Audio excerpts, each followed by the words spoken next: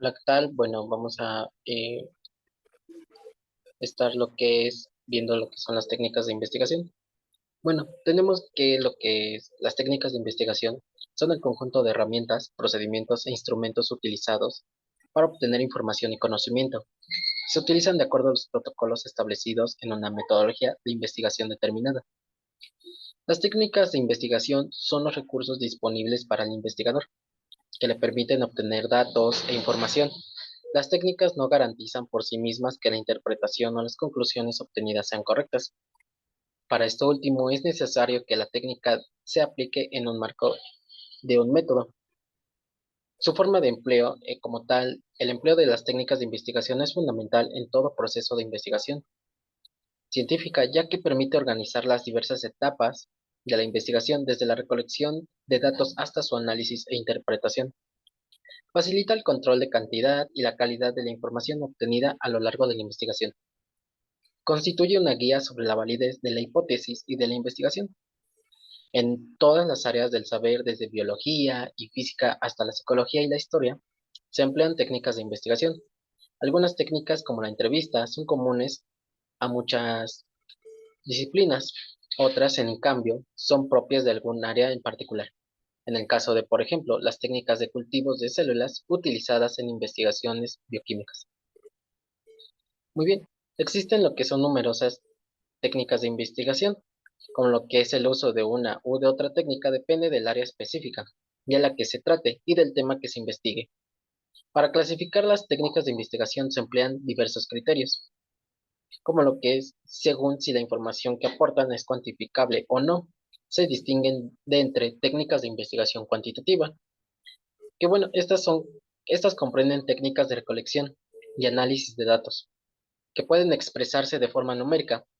Suelen incluir formatos estandarizados como los cuestionarios de pregunta cerrada, de respuesta cerrada, con el fin de minimizar los posibles sesgos, y las técnicas de investigación cualitativa. Por lo general, estas están orientadas a la obtención de información relacionada con las opiniones, actitudes y comportamientos de los individuos. Se emplean habitualmente en investigaciones sociales, educación, políticas y públicas y de mercado. Ejemplo de estas técnicas son las entrevistas y los cuestionarios de respuesta abierta. Teniendo en cuenta la fuente de la cual se obtiene la información, se reconocen tres tipos de técnicas de investigación. Técnicas documentales, que son aquellas que recopilan información de diversas fuentes, como lo son libros, tesis, revistas y periódicos, etc., y emplean instrumentos definidos según dichas fuentes. Se utilizan frecuentemente en la investigación histórica, en la que se recurre a textos de la época que se estudia. También se usan en investigaciones de otros ámbitos para establecer el marco teórico de la investigación. Y tenemos las técnicas de campo, que son aquellas que propician la observación directa del objeto de estudio en su contexto, con el fin de extraer la mayor cantidad de información in situ, o sea, en el lugar mismo. Se aplican en muchas investigaciones orientadas a estudiar el comportamiento, ya sea de personas o grupos. Y tenemos las técnicas experimentales, que son aquellas utilizadas como parte de un experimento, esto es, el estudio de un fenómeno, muchas veces en condiciones controladas, con el fin de poner a prueba una hipótesis. Estas técnicas son características de las ciencias naturales y físicas, aunque también se emplean en otro tipo de investigaciones. Bueno, algunos ejemplos sencillos de técnicas de investigación son las siguientes. Tenemos la entrevista, que es una técnica cualitativa de carácter documental. Consiste en hacerle preguntas a uno o varios individuos en relación con el tema que se investiga, con el fin de obtener información. Por ejemplo, acerca de lo que piensan, sienten o han vivido, o lo que recuerdan. Dicha información puede ser procesada estadísticamente o mediante otros métodos. De acuerdo con la finalidad de la investigación, la entrevista puede realizarse de dos modos, tanto estructurada como que son preguntas fijas y no estructurada, que son con un esquema un poco más libre. Tenemos la observación. La observación es fundamental en todo principio científico. La observación es una técnica cualitativa que consiste en la percepción atenta de un fenómeno y su descripción. Para realizarla se suelen emplear diversos medios, instrumentos, termómetro, balanza, como el microscopio. que son diarios del trabajo, cuadernos de notas, etcétera. La observación se aplica en las diversas etapas del proceso de investigación, desde la formulación del problema hasta la verificación de una hipótesis y la elaboración de las conclusiones.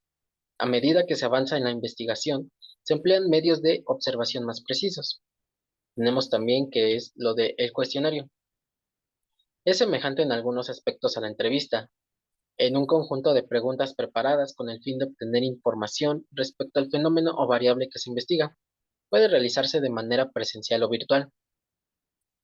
Para que sirva a los objetivos de la investigación, el cuestionario debe ser diseñado cuidadosamente, por ejemplo, evitando las preguntas que puedan resultar ambiguas o que induzcan una respuesta determinada. Según su forma de presentación, los cuestionarios pueden ser abiertos, que son con preguntas de respuesta libre, y cerrados, que son con preguntas que solo admiten ser respondidas por sí o por no, o bien que contienen una serie de respuestas determinadas. Tenemos también las fichas, que en su formato tradicional son tarjetas utilizadas para registrar la información actualmente. Se emplean archivos digitales de acuerdo con su contenido. Las fichas se pueden clasificar en fichas de referencia, que estas contienen los datos de identificación de una publicación que ha sido consultada, como libros, revistas, artículos, etc. También tenemos las fichas de resumen y de citas, que contienen la síntesis o de cita o de alguna fuente consultada. Fichas de análisis que contienen comentarios y reflexiones del investigador acerca de las fuentes que han consultado o bien referidas a las observaciones realizadas. Tenemos también el experimento. Consiste en la realización de una prueba u observación en relación con las variables de un fenómeno, con el fin de realizar sus efectos. En muchas ocasiones, el fenómeno que se estudia se recrea artificialmente en laboratorio, lo que permite manipular las variables que se desean analizar. Por ejemplo, la temperatura de un objeto o la fuerza que se ejerce sobre él. En otras oportunidades en las que no es posible reproducir el fenómeno en un laboratorio o interesa lo que es estudiarlo en su entorno, el experimento se realiza observando las variables y en ciertos casos comparando con un grupos de control. Ejemplos de experimentos de este tipo son los estudios de fenómenos meteorológicos y los estudios de campos realizados en las ciencias naturales. Bueno, seguimos con lo que es la hipótesis.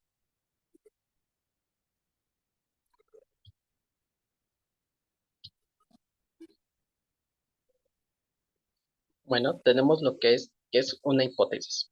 Bueno, una hipótesis es una proposición o enunciado que se considera cierto de entrada, aunque aún no haya podido probarse, y que por lo tanto constituye una especulación o una conjetura de refutación mediante la experiencia.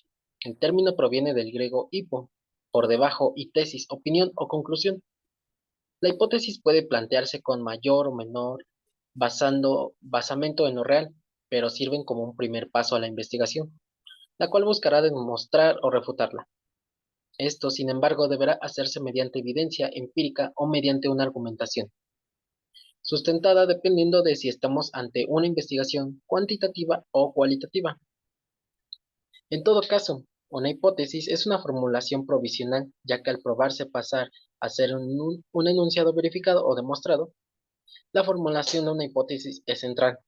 Además, el método científico cuya serie de pasos permiten someter a prueba, refinar y finalmente formular una interpretación científica que sirva de sustento para entender la realidad. Las características de la hipótesis. Toda hipótesis debe responder a las siguientes características. Consiste en una relación entre un elemento A y un elemento B, sean los que sean, cuya relación está expresada de forma de una proposición. Siempre se refiere a un evento o una relación probable entre las cosas, ya que algo a todas luces imposible no puede someterse a pruebas. Posee un número de variables concretas, que deben de estar claramente identificadas y definidas. La relación entre estas, además, habrá de ser propuesta por la hipótesis misma y debe ser clara, comprensible y verosímil. Normalmente se vinculan con técnicas establecidas y conocidas que sirven para someterlas a prueba. Son siempre falsables, o sea, pueden siempre contraponerse argumentos que la contradigan y así ponerla a prueba. Son planteamientos totalmente provisionales, que serán probados o descartados mediante la investigación. Tenemos los tipos de hipótesis. Las hipótesis pueden clasificarse de muchas formas, entre las que destacan las siguientes. Tipos de hipótesis según su alcance. A juzgar por el tipo de realidad a la que se refiere la hipótesis, podemos hablar de hipótesis singulares, aquellas que se refieren a un hecho concreto y singular. Hipótesis generales, aquellas que se refieren a hechos que reiteran dentro de un sistema. A su vez se clasifican en hipótesis universales, que son cuando intentan demostrar un contenido que aplica a la totalidad de lo investigado.